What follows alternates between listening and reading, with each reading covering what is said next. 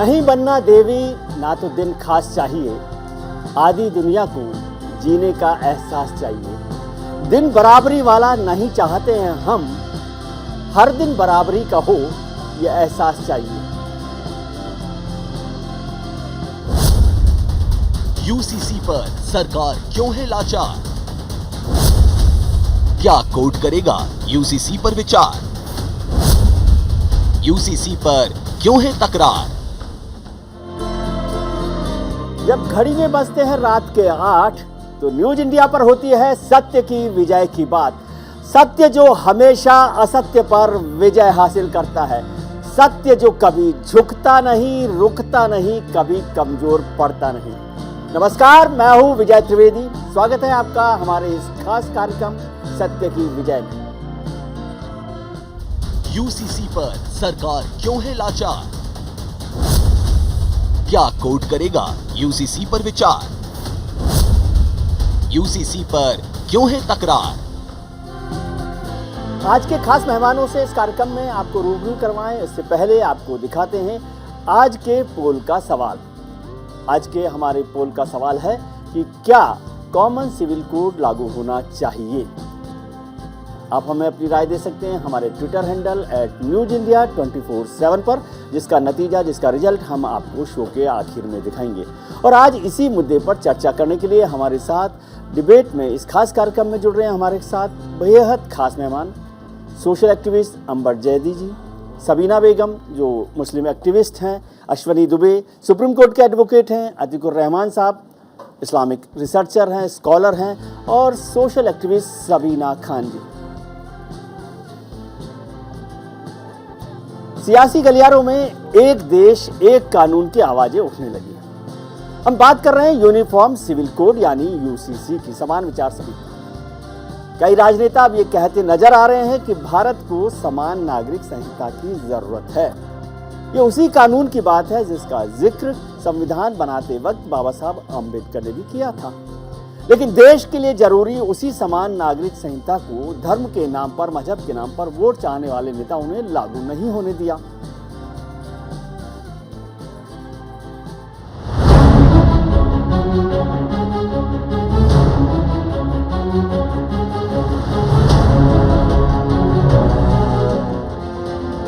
देश में uniform civil code लागू करने पर सियासी बहस छिड़ गई है।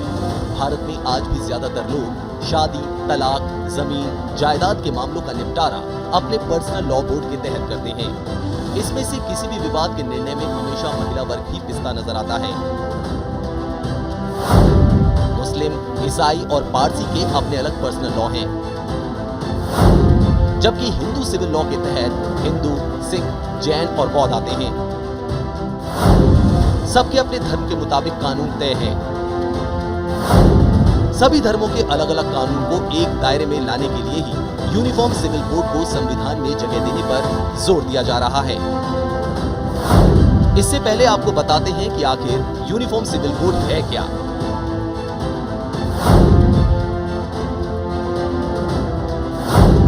यूनिफॉर्म सिविल कोड एक धर्मनिरपेक्ष कानून है जो देश के सभी नागरिकों को समानता का अधिकार देता है। इसके लागू होने से देश में सभी धर्म के लोगों के लिए समान कानून हो जाएगा, फिर चाहे वो व्यक्ति किसी भी जाति, धर्म या फिर किसी भी समुदाय से क्यों ना हो।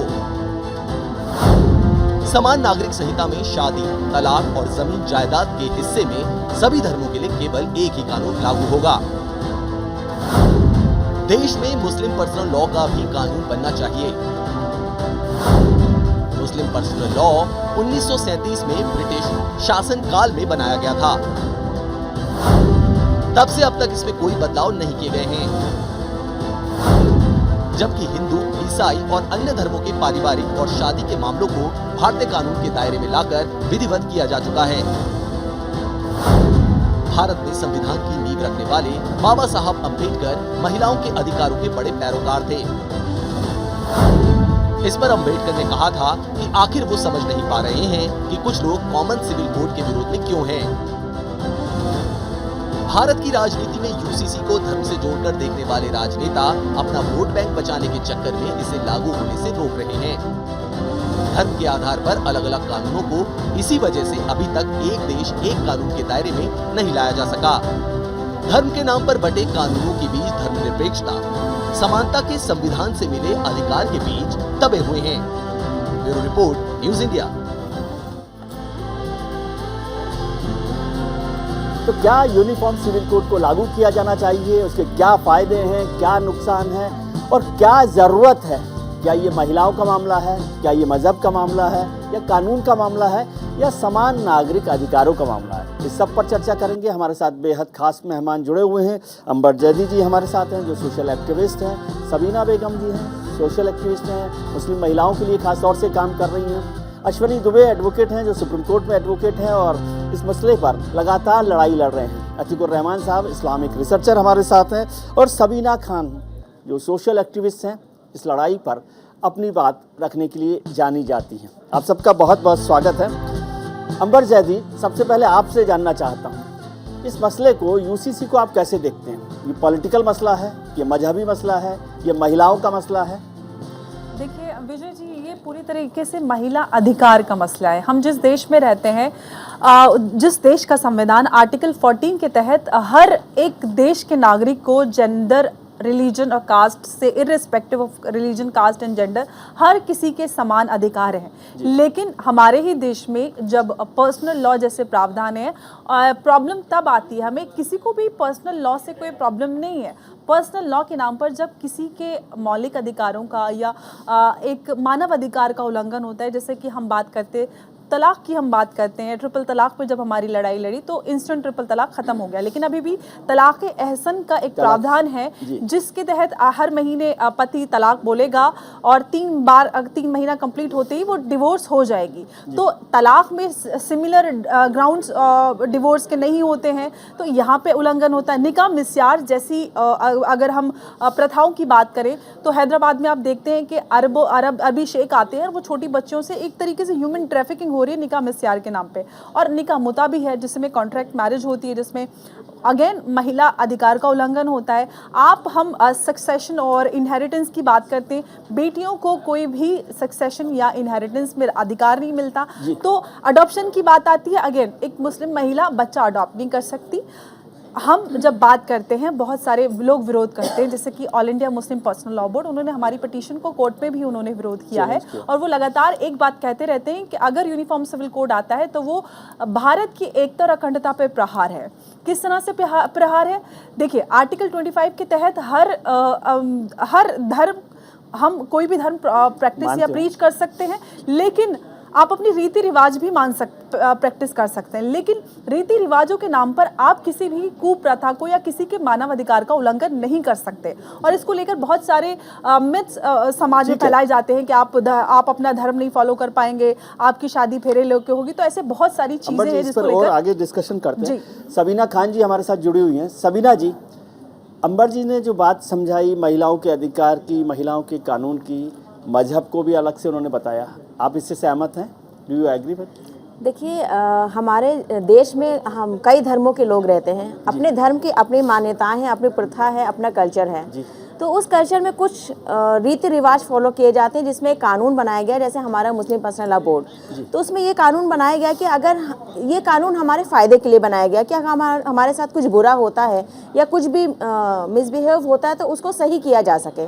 ऐसा नहीं कि आपके साथ ज़बरदस्ती कोई ऐसा गलत सलूक किया जा रहा है जो आप नहीं मानते। तो इसमें भी कई सारे कानून हैं जो शरिया के कानून हैं। उस हिसाब से फ्लेक्सिबिलिटी भी है कि आप किस तरीके से उसको सही कर सकते हैं, चाहे वो शादी हो या तलाक हो या आप कुछ भी ले लीजिए। तो उस चीज़ को लेके जो है, मैं ये कहती हूँ कि उसमें कुछ भी फेरबदल नहीं होना चाहिए।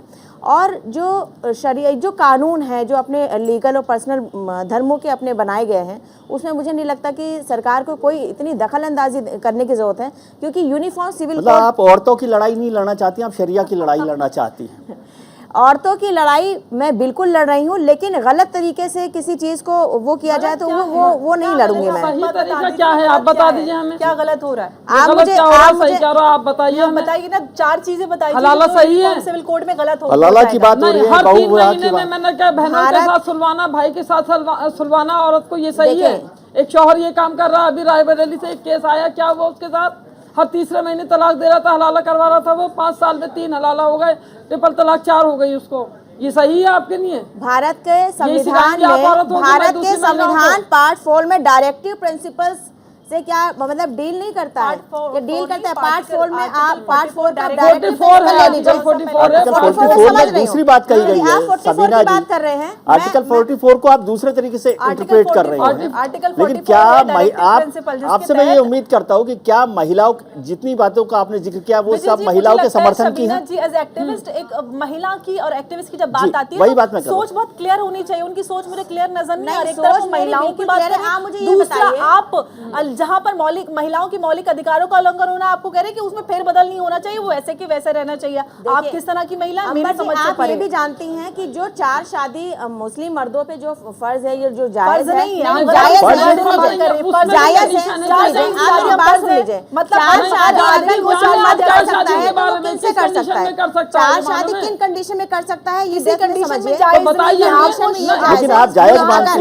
अगर हो रही शादियां, आप सुन लीजिए, उसमें नहीं, यह है कि वो अगर कोई गरीब है या कोई मजलूम औरत है तो उससे मतलब वो आदमी शादी कर सकता है, मुस्लिम मर्द। इसलिए 4 शादी नहीं है। अब आप मुझे नहीं, ये आप बताइए उसको कि सपोर्ट आज कर रही हैं। आज के दौर में सबीना खान, पढ़ने की जरूरत आप है। उसको दौर में सपोर्ट कितने करें। मर्द सबीना हैं जो बेगम, 4 आप शादी इसको कर रहे हैं देखिए, आप इस मुस्लिम पर लड़ाई महिलाओं लड़ में? रही हैं। आप ये नहीं, बताइए, आज के एक महिला दौर समझती है में कि 4 कितने शादी मर्द ऐसे हैं जो मतलब कुरान को फॉलो कर रहे हैं, कुरान की बात को माना है, कुरान में 4 शादियों का जिक्र है, इस्लाम में मानती हूँ, लेकिन इस तरीके से नहीं जो आज तमाशा हो रहा है कि नई नई लड़कियां फांस रहे हैं, 4 बच्चों के बाप 18 साल की लड़की ला रहे हैं, 19 साल की बेटियों के साथ निकाह कर रहे हैं, जबरदस्ती इश्क चला जा रहा है। ये सब तरीका गलत है। मुझे गोवा में बताइए। बीजेपी की सरकार है। गोवा में जो लड़कियों की शादी की जाती है, अगर उनसे बेटा पैदा नहीं होता तो वहाँ का मर्द दूसरी मैडम शादी आप करता है।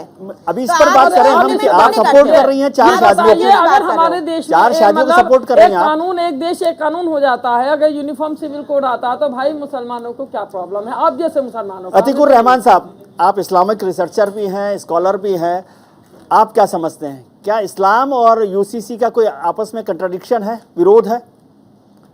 मर्दों को 4 शादियों की इजाज़त दे दी जाए, हलाला की इजाज़त दे दी जाए? द्विवेदी जी, मैं आपके सारे पैनलिस्ट का समर्थन चाहूंगा जी। इसलिए समर्थन चाहूंगा कि ये मुद्दा सीरियस भी है, आवश्यक भी है, और इसका मूल जो पूरा के पूरा फाउंडेशन है वो है जेंडर जस्टिस और जेंडर इक्वालिटी पर। जी।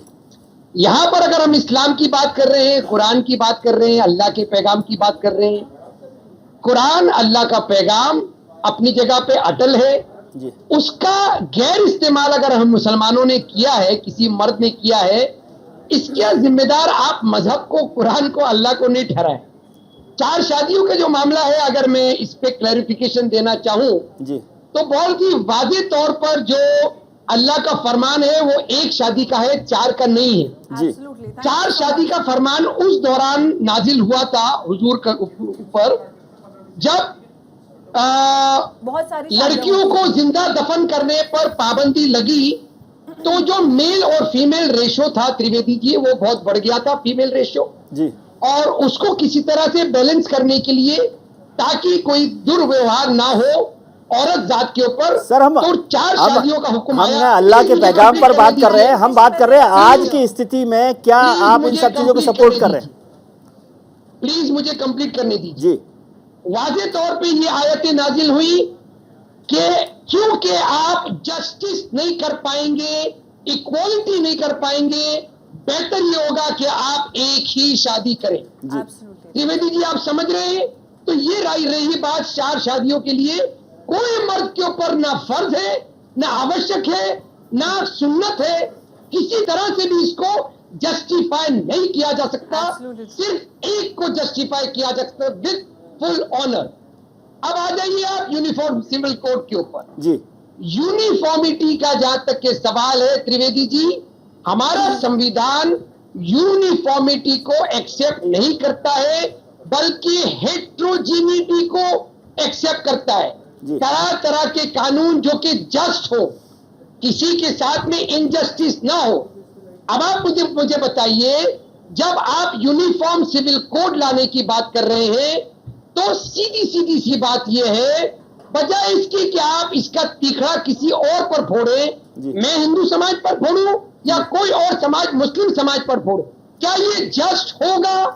अगर ये सवाल है, जस्ट होगा तो अतीकुर रहमान साहब एक्सेप्टेबल आपसे, है। अतीकुर रहमान साहब एक सवाल है, जब आप बात करते हो इससे पहले भी मैं एक बड़े नामी चैनल पर एक कॉन्स्टिट्यूशन एक्सपर्ट के साथ डिबेट में शामिल हुई थी, उन्होंने भी सेम यही जुमला ये टर्म इस्तेमाल की कि लॉ शुड बी जस्ट। आप जस्ट किस आधार पे कहेंगे जब पर्सनल लॉ के नाम पर मुस्लिम महिलाओं के अधिकारों का उल्लंघन इतने सदियों से हो रहा है, तब तो किसी ने आवाज नहीं उठाई कि लॉ शुड बी जस्ट। अब आप जब यूनिफॉर्म सिविल कोड की बात हो रही है तो आप कहते हैं तो लॉ शुड बी जस्ट, तो ये हिपोक्रेसी कहां से निकल के आती है, मेरी समझ से बाहर है। जवाब दे दूं मैं? जी त्रिवेदी जी, जस्ट लॉ की जब बात कर रहे हैं किस लिए कर रहे हैं? और यूनिफॉर्मिटी तो फीसेबल नहीं है अंबर, यूनिफॉर्मिटी इज नॉट फीसेबल। क्यों फीसेबल नहीं है बात सुनिए। It is feasible. Sir, I am telling you. It requires sir dialogue. IPC हमारे पास We need- uniform we need है, to बहुत सारे make कानून people आईपीसी aware on जो uniform है civil यूनिफॉर्म code. है There are हमारे a lot of pass. misconception on uniform civil code. मैं जवाब दूं? जी मैं अश्वनी जी के Why पास it आता is हूँ। not feasible? जी ठीक है, अश्वनी जी से एक बार, Feasible. अश्वनी जी को मैं चाहता हूं कि इसमें चर्चा में शामिल करें। अश्वनी जी सुप्रीम कोर्ट के एडवोकेट भी हैं और इस सारी लड़ाई को लड़ भी रहे हैं।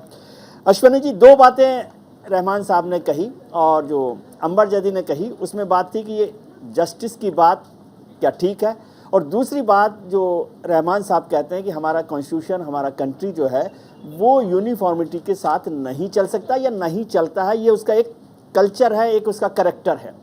मैं समझता हूँ विजय जी, मैं आपकी बात समझता हूँ कि भारत के संविधान के भाग 4 के अनुच्छेद 44 में जी नीति निर्देशक तत्वों को इसीलिए रखा गया था कि सामान्य नागरिक कानून स्टेट्स अपने हिसाब से लागू करें। जी वजह उसके पीछे ये थी कि उस समय जब कॉन्स्टिट्यूएंट असेंबली की मीटिंग चल रही थी और जब एक यूनिफॉर्म लॉ की बात चलने लगी, तो उस समय पर जितने भी फंडामेंटलिस्ट थे उन फंडामेंटलिस्ट ने विरोध करना शुरू किया। जी अब दूसरा पॉइंट नंबर 2, भारत के संविधान में एक अनुच्छेद 13 है। अनुच्छेद 13 साफ तौर पर कहता है कि लॉज इन फोर्स, माने laws in consonance with the constitution of India, Bharat में वही कानून संविधान सम्मत होंगे जो अनुच्छेद 13 के टेस्ट को पास करेंगे। जी मेरा कहना यह है कि जब पर्सनल लॉ रिलीजियस स्क्रिप्चर से निकला हुआ लॉ है और एक कॉन्स्टिट्यूशन में हिंदू कोड बिल है जो हिंदुओं के, सिखों के, जैनों के, बौद्धों के, महिलाओं के अधिकारों की बात करता है, जी इसी देश में एडॉप्शन के लिए, इसी देश में इनहेरिटेंस के लिए, इसी देश में सक्सेशन के लिए और इसी देश में डाइवोर्स के लिए एक फाइनेस्ट लॉ इस कंट्री में अवेलेबल है, तो वही हमारी दूसरी मुस्लिम बहनों को या किसी और पंथ की बहनों को जिनको ये लॉ अवेलेबल नहीं है, वो डिसिमिलैरिटी। नंबर 1। नंबर 2, समान नागरिक संहिता के अंतर्गत मुख्य विषय क्या आते हैं? व्यक्तिगत स्तर पर संपत्ति के अधिग्रहण, संचालन का अधिकार, विवाह, तलाक और गोद लेना। अब आप ये देखिए कि विश्व के अधिकतर आधुनिक देश जो समान नागरिक संहिता से चलते, जैसे America, Ireland, Pakistan, Bangladesh, Malaysia, तुर्की, इंडोनेशिया, सूडान, जिन्होंने समान नागरिक संहिता को लागू किया है, और आज हमारे देश में समान नागरिक संहिता लागू नहीं है, जबकि धर्म के आधार पर, निजी कानून के आधार पर लागू किए गए हैं। अब इसके में जो बेनिफिट्स की बात हो रही है, कॉन्स्टिट्यूशन की बात करके जो सेलेक्टिव हम व्याख्या करके बार बार संविधान लेकर के आते हैं विजय जी, वो कहते हैं संविधान में ऐसा नहीं है, यूनिफॉर्मिटी नहीं, वो बड़ी बेमानी सी बहस होती है। अगर आर्टिकल 44 जो सोल है हमारे इंडियन कॉन्स्टिट्यूशन का, कॉन्स्टिट्यूशन में दिया ही इसीलिए गया कि राज्य अपने हिसाब से लागू करो, और गोवा इस देश का एक ऐसा फाइनेस्ट एग्जांपल है जिसको सुप्रीम कोर्ट ने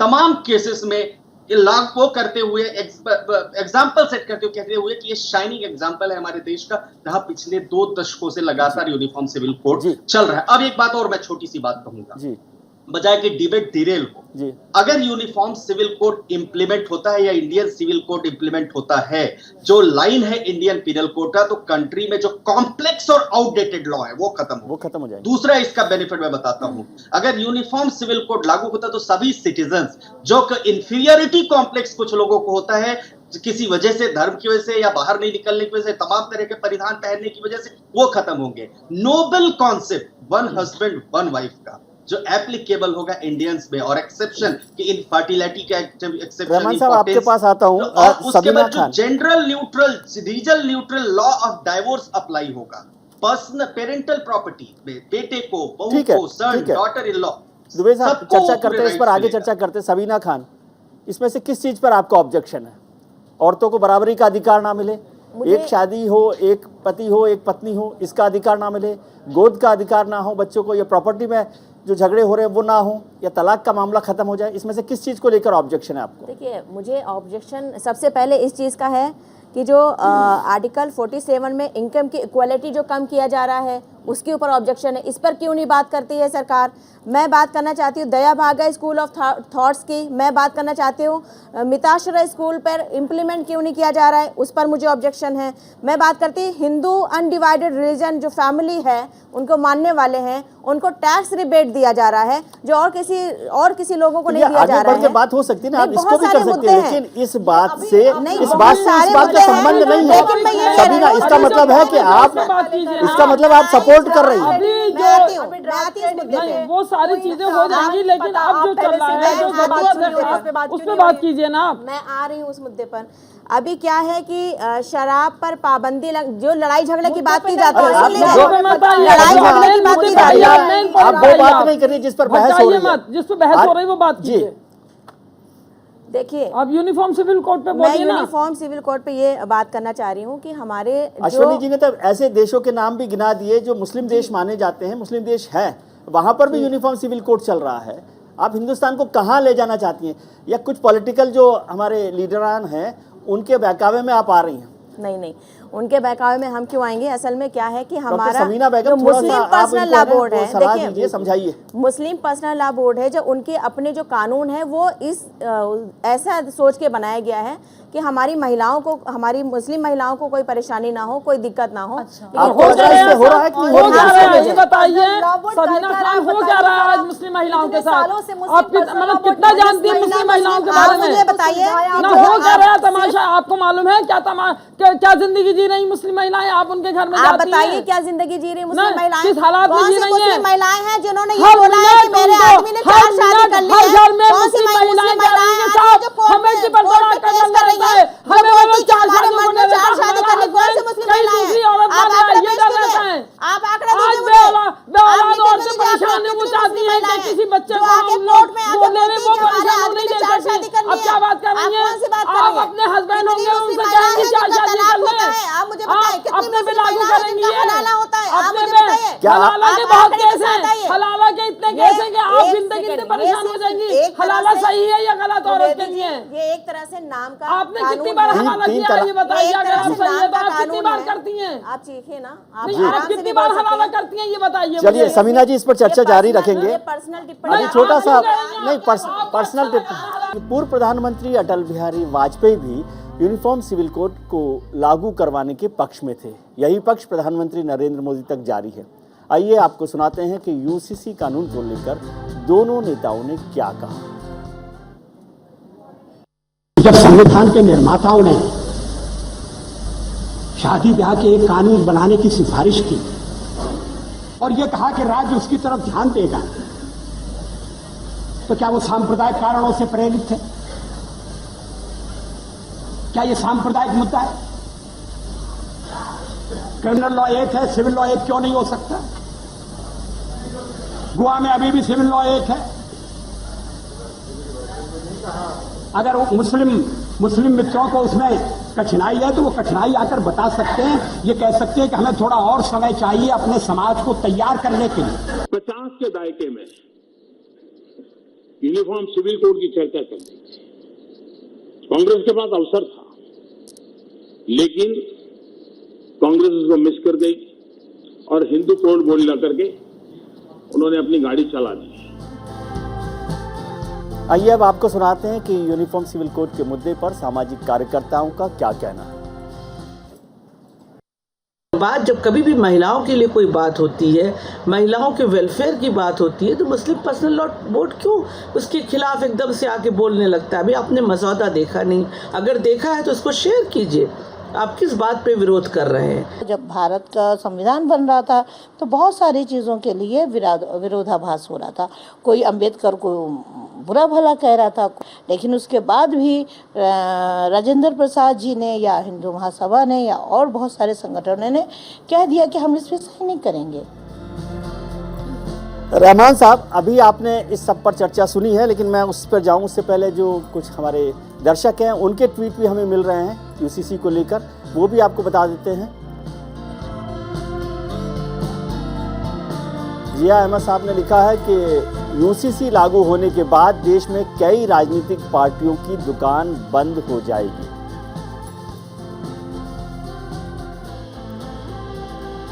सुमन वर्मा लिखती हैं कि आज़ादी के 75 साल बाद आज भी देश में महिलाओं को उनका अधिकार नहीं मिला।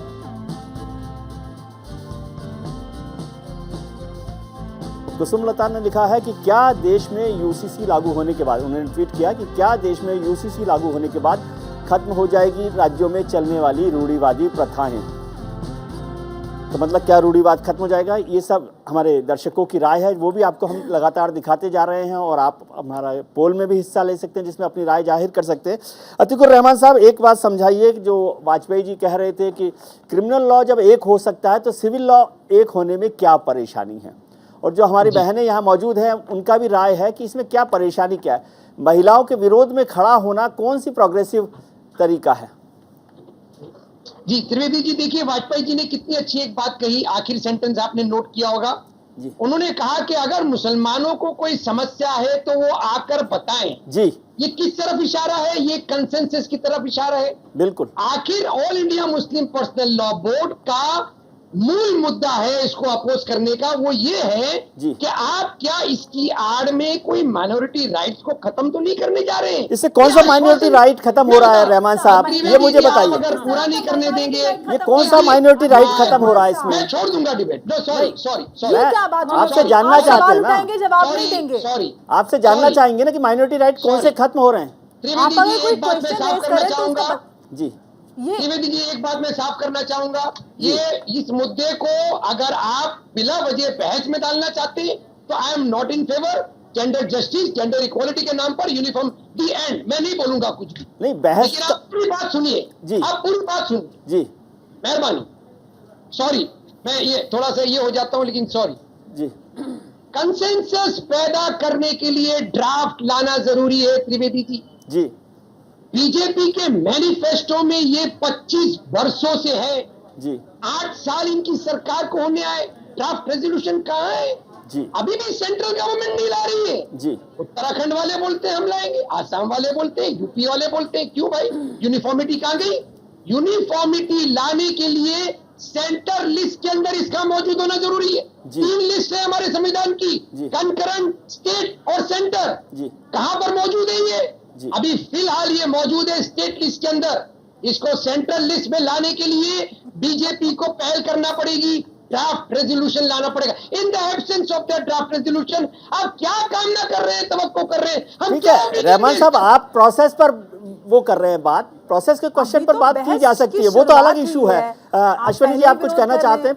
आप इसमें जोड़ना चाह रहे हैं? मैं बस 30 सेकंड लूंगा और बाकी पैनलिस्ट से निवेदन करूंगा कि मेरी बात ध्यान से सुने जी। अगर राजा राम मोहन राय सती प्रथा के खिलाफ आवाज नहीं उठाते और उसका उन्मूलन नहीं होता तो आज वो कुरीति होती।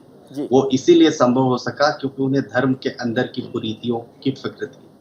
और दूसरा, जो हमारे लायक दोस्त अतीकुर रहमान साहब बहुत विद्वान हैं, मैं बताना चाहूंगा कि ब्रिटिश काल से ही इस बात पर बहस चल रही है।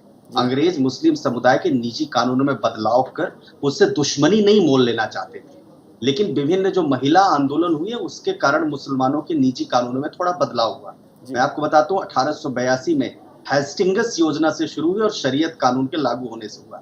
अब आप वो देखिए कि जो समान नागरिकता कानून है उस समय कमजोर पड़ने लगा जब तथाकथित सेक्युलरों ने मुस्लिम तलाक और विवाह कानून को लागू कर दिया। 1929 में जमीयत अल उलेमा ने बाल विवाह रोकने के खिलाफ मुसलमानों को अवज्ञा आंदोलन में शामिल होने की अपील की। इस बड़े अवज्ञा आंदोलन का उस समझौते के बाद हुआ जिसके तहत मुस्लिम जजों को मुस्लिम शादियों को तोड़ने की अनुमति दी। और एक बात, 1993 में महिलाओं के विरुद्ध होने वाले भेदभाव को दूर करने के लिए बने कानून में औपनिवेशिक काल के कानूनों में संशोधन किया गया। इस कानून के कारण धर्मनिरपेक्ष और मुसलमानों के बीच खाई गहरी हो गई थी। बदलाव का विरोध किया। देखिए, रिलीजियस स्क्रिप्चर से निकले हुए लॉज को जब हमारे यहाँ कॉन्स्टिट्यूशन इन फोर्स है तो समय के हिसाब से बदलने की जरूरत है। हमें समझना पड़ेगा कि महिलाओं को सब चीजों को समय से बदलना पड़ता है, सब चीजों को समय के साथ बदलना पड़ता है। सबीना खान, मैं आपके पास आऊं, लेकिन एक हम देखते हैं कि हेमंत बिस्वा शर्मा साहब ने और जयराम ठाकुर साहब ने क्या कहा है, वो भी एक बार सुन लेते हैं, फिर मैं आपके पास आता हूं। तो ये ट्रिपल तलाक कानून का बात यूसीसी भी होना ही पड़ेगा। अगर गोवा में कोई हमारा हिंदू भाई शादी करता है और उसकी वाइफ की उम्र 25 और 30 साल की हो जाती है, उसको बेटा नहीं हुआ तो सेकंड मैरिज कर सकता है वो। अब इस पर क्या बोलेंगे बीजेपी वाले? सरकार आपकी है वहाँ पर। इस निर्णय पर जो है कई तरह की बातों को लेकर के जो है अच्छा भी एक संदेश गया है और उसको एग्जामिन करेंगे उसमें क्या किया जा सकता है। लेकिन उसके बावजूद हिमाचल अपना कुछ सोच करके जो है बेहतर क्या किया जा सकता है वो करने की कोशिश करेंगे। सबीना जी, कुछ कहना चाहती हैं आप इस पर? जी, मैंने अभी यही कहा था कि जैसे गोवा में भी बीजेपी की सरकार है और वहाँ पे भी 25 से 30 साल की, और भी जैसे ओवैसी जी ने बोला, वो पहले मैंने बताया था कि वहाँ पर अगर लड़का पैदा नहीं होता है तो वो आदमी दूसरी शादी करता है। वो आप उसको अच्छा मानती हैं? नहीं, मैं आपसे सीधा पूछ रहा हूँ, आप ये बताइए। अच्छा मैं सिर्फ ये बताना चाह रही हूँ कि यूनिफॉर्म सवाल ये है कि आप उसे अच्छा मानती हैं? मुसलमानों पर टारगेट करने के लिए किया जा रहा है या नहीं? तो वो गोवा वाला मसला भी उसी में आ जाएगा ना? आ जाएगा, ये गोवा वाला मसला भी आ जाएगा उसमें। कि आप मुझे एक स्पेसिफिक जवाब दीजिए जो आप समीना जी को कह रही थी। मैं आपसे पूछ रहा हूँ कि जो गोवा का उदाहरण आप दे रही हैं, क्या आप उसे सही मानती हैं? देखिए, मैं हाँ या ना बताइए ना। मैं इसको सही नहीं मानती। सही नहीं मानती तो फिर जो और चीजें मुस्लिम महिलाओं के साथ हो रही है उसको क्यों आप लॉजिकल कर रही हैं? मैं ये चाहती हूँ कि फ्लेक्सिबिलिटी हो जिसमें मुस्लिम महिलाओं को भी फायदा हो और इनका अधिकार भी नष्ट किया जा सके। मेरा ये मसला है, मुस्लिम मर्दों को फ्लेक्सिबिलिटी का है। आप इसको समझ ही नहीं पा रही हैं बात को। ये मजहब का मामला नहीं है, ये जेंडर इशू है। कहने के लिए कानून है लेकिन ऐसा होता नहीं है, इस तरह से होता नहीं। ऐसा होता नहीं है, इतनी सारी ऐसा आप ये बता दीजिए। मैं अंबर जी से ये पूछना चाह रही हूँ, अंबर जी मुझे ये बता दीजिए, अंबर जी ये बता दें कि शादी करना है, आप जी बता दें। आज भी किसी हिंदू को शादी करनी होती है, दूसरी तो मुस्लिम नाम अपना रख के और तब वो निकाह पढ़वाता है। तो आप उसको ठीक मान रही हैं? वही तो खत्म करना चाह रहे हैं। वो मजहब से उसका ताल्लुक नहीं है, किसी भी मजहब से ताल्लुक नहीं है। वो चीजें सब बनूंगी गोवा में भी अगर नॉन मुस्लिम लोग ऐसा कर रहे हैं तो वो भी उसके दायरे में आ जाएंगे यूनिफॉर्म सिविल कोड। आप उसको सही नहीं मानती ना कि जो हिंदू मर्द जो है धर्म बदल के कर रहे हैं, आप उसे सही नहीं मानती ना? नहीं, मैं सिर्फ बता रही हूँ आपको, लग रही है मुझे। मैं सिर्फ बता रही हूँ आपको वो इस तरह से हो रहा है, कर रहे हैं ना उसी पे काम है, जरिया हम अपनाया लोग जा लड़ रहा रहे हैं है, उसी की लड़ाई कि ना हिंदू ना मुस्लिम ना सिख ईसाई कोई भी जेंट्स इस तरह की हरकत ना करे महिलाओं के साथ। भी रखना चाह रहे हो, पहली बीवी भी रहना चाह रही है, उसके बावजूद वो दूसरी शादी कर रहा है, तो उसमें आप उसे ठीक मानती हैं? नहीं, अगर बीवियां राजी हैं तो उसमें क्या करेगा काजी? में ये तो सवाल कर रहे हैं हम, ये कहाँ से आ गई? किस तरह की बात आप कर रही हैं? अगर बीवी भी राजी है तो गलत क्या है? मैं मुझे बताइए। हिंदुस्तानी महिला अपने पति को शेयर सिविल कोड लागू हो गया, उसके बाद पहली बीवी भी रहना चाहती है, दूसरी बीवी भी साथ में रहना चाहती है और फिर उसको जबरदस्ती यूनिफॉर्म सिविल कोड के अंतर्गत उसको क्या तलाक देना पड़ेगा? मेरे हस्बैंड ने सेकंड मैरिज कर ली, आज मैं बच्चे पाल रही हूँ, मैं परेशान हूँ, तो जाहिर सी बात है मैं आवाज उठाऊंगी इस चीज पे। आज बेबाप के बच्चे हैं, मेरे तीनों बच्चे पल रहे हैं, मैं परेशान हूँ। मेरे घर में क्या दिक्कतें आती हैं मुझे मालूम है, मेरे बच्चों के स्कूल में क्या दिक्कतें आती हैं सब मैं जानती हूँ, मैं झेल नहीं हूँ उस चीज को, तो मजबूर होके मैं कोर्ट में गई यूनिफॉर्म सिविल कोड के लिए। अंबर, आप कुछ जोड़ना चाहते हैं? फिर मैं देखिए, मैं एक ही बात कहना चाहती हूँ कि आप शबीना से खास तौर से देखिए, शबीना जी एक महिला होने के नाते आपको ये समझने की ज़रूरत है, आप किसी का भी पॉलिटिकल आइडियोलॉजी अलग हो सकती है, लेकिन जब बात आती है मुस्लिम महिलाओं के अधिकारों की, जो कि हमारे संविधान के अंतर्गत जो पर्सनल लॉज का प्रोविजन है धर्म के आधार पर, जैसे क्रिश्चियन, मुस्लिम और पारसी, हिंदू सबके लिए अलग अलग कानून बने हुए हैं। तो ये खत्म होने की ज़रूरत है जब हमारे संविधान का आर्टिकल 14 ये कहता है कि हर एक नागरिक को समान अधिकार है। तो पर्सनल लॉ के नाम पे मुस्लिम महिलाओं को समान अधिकार क्यों नहीं मिलते? मुझे शबीना खातून की बात पूरी नहीं हुई है। मैं सबसे सुनिए, मुझे प्रॉब्लम यहाँ पर है कि जब ट्रिपल तलाक हुआ था, एक के ऊपर एक चिल्लाने वाली बहस में शामिल नहीं होती हूँ। मुझे इस तरह की चीखने चिल्लाने वाली बहस पसंद नहीं। बात कंप्लीट करने दीजिए, उसके बाद आपको जो बोलना है वो बोलिए। देखिए, जब कानून की बात करते हैं ना, तो कानून का मतलब होता है हर एक इंसान के लिए बराबर कानून होना चाहिए, चाहे वो मर्द हो, औरत हो, किसी भी धर्म से आता हो, ये होता है कानून। लेकिन जब मुस्लिम महिलाओं को एक प्रताड़ना झेलनी पड़ती है पर्सनल लॉ होने की वजह से, वो सवाल उठता है। जैसे कि हम कॉमन ग्राउंड्स नहीं होते डिवोर्स में, उनको मेंटेनेंस नहीं मिलती, उनको सक्सेशन नहीं मिलता, वो अडॉप्ट नहीं कर सकती, उनका पति बिना उनकी इजाजत से 4 शादियां कर सकता है। एक मुस्लिम महिला की शादी में कोई सिक्योरिटी नहीं, ये सवाल है। आप कहती हैं कि क्या करेगा काजी? नेशनल टेलीविजन पर बैठकर एक महिला एक्टिविस्ट होने के नाते आप जब इस तरह की बात रखती है ना, तो बहुत बुरा और बहुत हल्का मैसेज जाता है कि आपको महिलाओं के अधिकार समझ नहीं है। आपको जो बोलना है वो बोलिए। ट्रिपल तलाक का मुद्दा था। ट्रिपल तलाक में ये हुआ कि अगर वो महिला को तलाक देता है, मुस्लिम मर्द अगर महिला को तलाक देता है, अपनी बीवी को तलाक देता है, तो उसको सजा का प्रावधान होगा, जिसको जेल जानी पड़ेगी। लेकिन दूसरी तरफ चलिए सही है क्या तलाक देना गलत है, वो इस तरह से तलाक देके उसको नहीं कर सकता। गलत नहीं बोला जा रहा, तलाक का तरीके के सवाल है, तलाक पे सवाल नहीं है, तलाक के तरीके पे सवाल मान गई। तरीका गलत है, महिला को आप आगे की बात सुनिए, आप आगे की बात सुनिए। उसकी अगर उसका तरीका गलत है तलाक का, महिला को घर से निकाल देंगे, इस पे सवाल उठता है। आप खुद एक महिला है, कल खुदा ना खास्ते कि हम में से किसी का पति घर से निकाल दे 3 बार तलाक बोल के, आप सोचिएगा कैसा लगेगा। ना कोई पैसा दे, ना कोई खर्चा दे। बच्चों को किस तरह से महिलाएं पालती है, मैं पिछले 8 साल से काम कर रही हूँ मुस्लिम महिलाओं के साथ। आपको नहीं पता वो दर्श, क्योंकि आप अपनी राजनीतिक और जो आपकी आइडियोलॉजी उसके आधार पर नहीं बोल रही। लेकिन महिलाओं के साथ अगर कि मुस्लिम महिलाओं को क्या दर्श झेलना पड़ता है, और आपको समझना चाहिए कि मुस्लिम महिलाओं को महिला का जो भरण पोषण होगा उसका भी देखो सरकार कैसे होगा।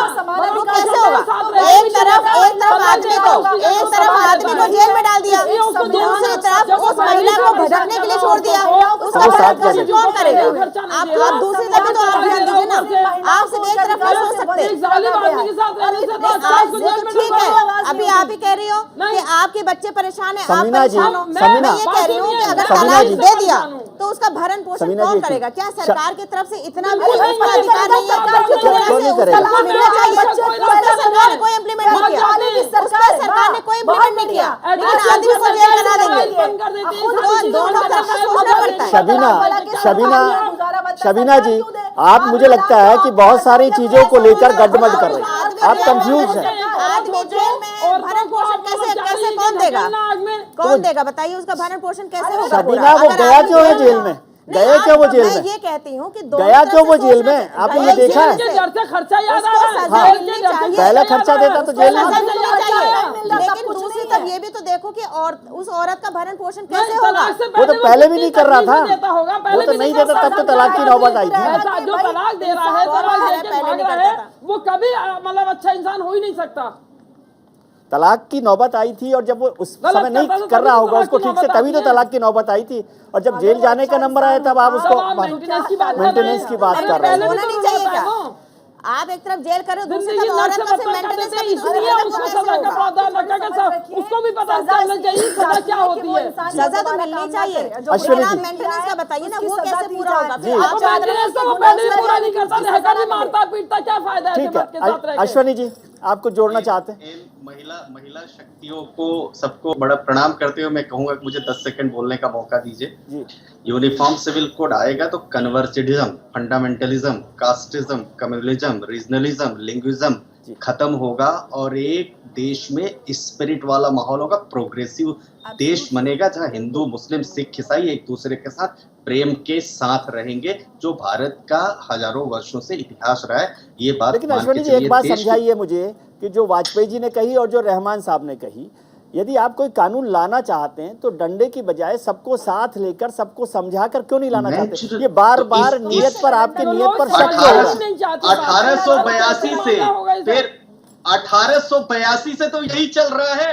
1882 से अब तक सहमति पर नहीं पहुंच, 100 साल से ऊपर का समय निकल गया, अभी सहमति नहीं बन पाई। कानून पार्लियामेंट में डिस्कस होगा, रहमान साहब के बुलाए जाएंगे। ठीक है, रहमान साहब को मौका दीजिए। जी देखिए, अश्विनी जी बड़ी अच्छी तरह से समझाने की कोशिश कर रहे हैं, मैं बड़ा आदर कर रहा हूं उनकी बातों का। जी आप फर्क महसूस करिए, वाजपेयी जी ने जो कहा, अश्विनी जी जो कह रहे हैं, और आसाम के चीफ मिनिस्टर ने क्या कहा। जी उन्होंने डायरेक्ट हमला किया एक समुदाय के ऊपर। ये जो कड़वाहट वाली बात है, ये all India Muslim personal law board को पिक्चर में लाती है और हमारी आवाजों को दबा देती है। जी कोई इस पैनल के ऊपर ये नहीं कह रहा है कि औरतों के साथ जुल्म होना चाहिए, किसी तरह की इक्वालिटी होना चाहिए, चाहे वो औरत हो या मर्द हो। जेंडर जस्टिस, जेंडर इक्वालिटी के नाम पर बहस जब हो सकती है जब आप एक ड्राफ्ट लेकर आए, उस ड्राफ्ट के अंदर जो कुछ भी आएगा। और यहाँ पर आपकी बहस के अंदर मैं बड़ी दुख के साथ ये कहना पड़ रहा है कि ये हमारा पूरी बहस चली गई कि सिर्फ ये इस्लाम और मुसलमानों के लिए आएगा। नहीं, ऐसा नहीं है।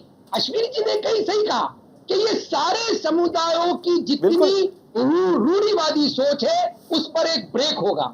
लाइए ड्राफ्ट रेजोल्यूशन, बहस करिए। ठीक है, इसका मतलब रहमान साहब इसका मतलब मैं ये समझूं कि रहमान साहब यूसीसी को लाने के खिलाफ नहीं है। और वो तो ड्राफ्ट तो आएगा ही सर, जब बिल आएगा तो ड्राफ्ट भी आएगा, उस पर चर्चा भी होगी, पार्लियामेंट में भी चर्चा होगी। कोई चोरी चुपके से तो कुछ काम हो नहीं जाएगा। ये मतलब आप सहमत तो हैं इससे? बताइए ना, आप ये सहमत हैं इस बात से? यस, मैंने आपको दिक्कत कहाँ बताई? आसाम के चीफ मिनिस्टर की बोली में दिक्कत है। हाँ, वो ठीक हो सकता है, वो उससे मैं एग्री करता हूँ उससे। अब शबीना जी आप समझाइए, रहमान साहब भी इस बात के साथ हैं कि बदलाव होना चाहिए और जुल्म नहीं होना चाहिए। आप अभी जुल्म चाहती हैं? एक और बात, एक सेकंड, रहमान साहब जैसे जो प्रोग्रेसिव लोग हैं, जो ब्रदरहुड की बात कर रहे हैं, उन्हें फ्रंट रनर रखना चाहिए। ऐसे लोगों को हमेशा समाज सुधारक के रूप में आगे लाना चाहिए, जो कंट्री ओरिएंटेड बात करे। जी शबीना जी, देखिए किसी भी सोसाइटी में सुधार तब हो सकता है कि जब उसके लोग उसमें आगे आए, क्योंकि कोई भी दूसरा आता है तो हमको लगता है कि ये हमारे खिलाफ साजिश है। क्या आप इसको साजिश के तौर पर देखती हैं? देखिए, महिला के साथ अगर जुल्म हो रहा है जी, तो उसके लिए कोर्ट के दरवाजे खुले हैं, वो कोर्ट जा सकती है और महिला का पूरा समर्थन करता है कोर्ट, समाज, सभी।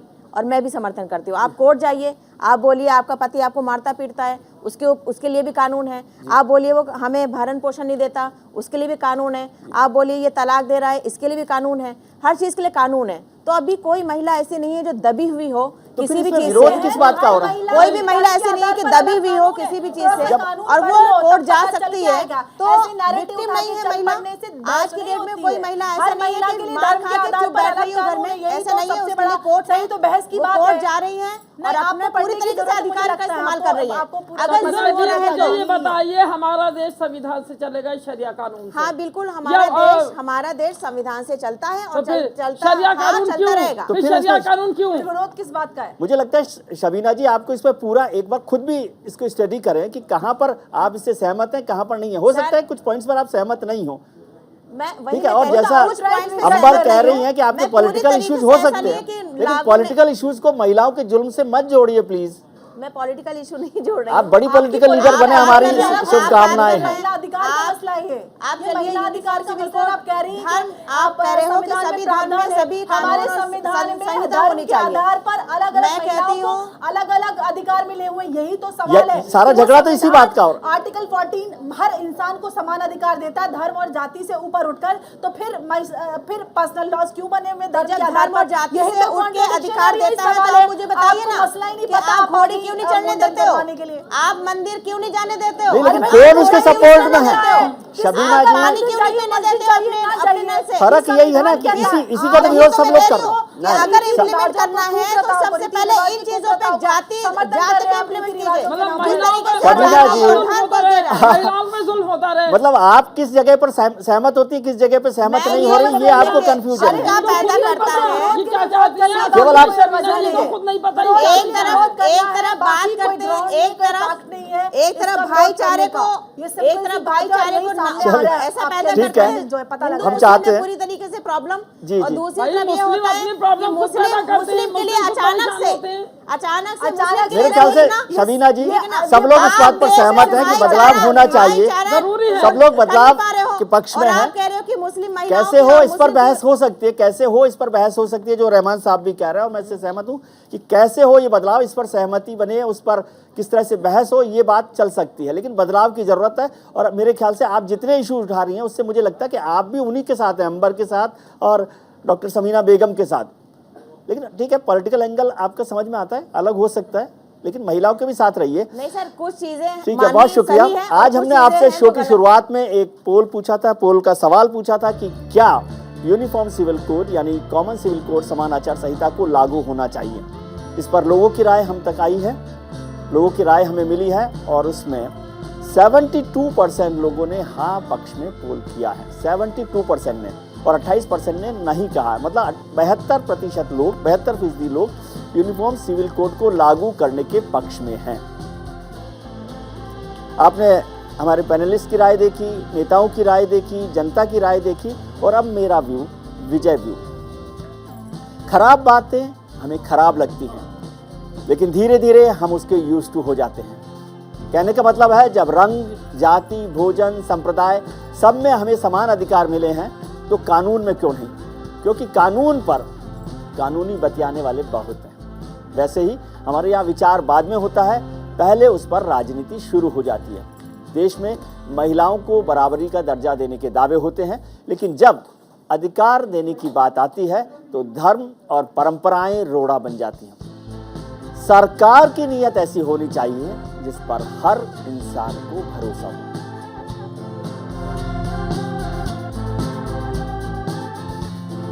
और अब हमारे इसको देखा क्या सेगमेंट में इस वीडियो के साथ हम आपको छोड़ते चलेंगे। हम उम्मीद करते हैं कि आपका कल आज से बेहतर हो। कल फिर हमारे साथ जुड़िएगा सत्य की विजय में रात 8 बजे। हम उम्मीद करते हैं कि आपका कल आज से बेहतर हो।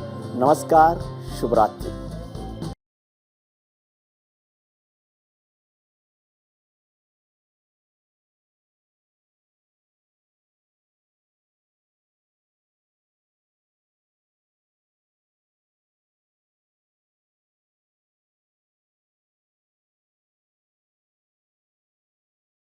न्यूज इंडिया देखा क्या, हम आपके लिए लेकर आए हैं एक स्पेशल कॉन्टेस्ट जिसमें हिस्सा लीजिए और दीजिए हमारे सवालों का सही जवाब। सही जवाब देने वाले विजेताओं को हम हर दिन देंगे एक्साइटिंग प्राइजेस। हमारा आज का सवाल है,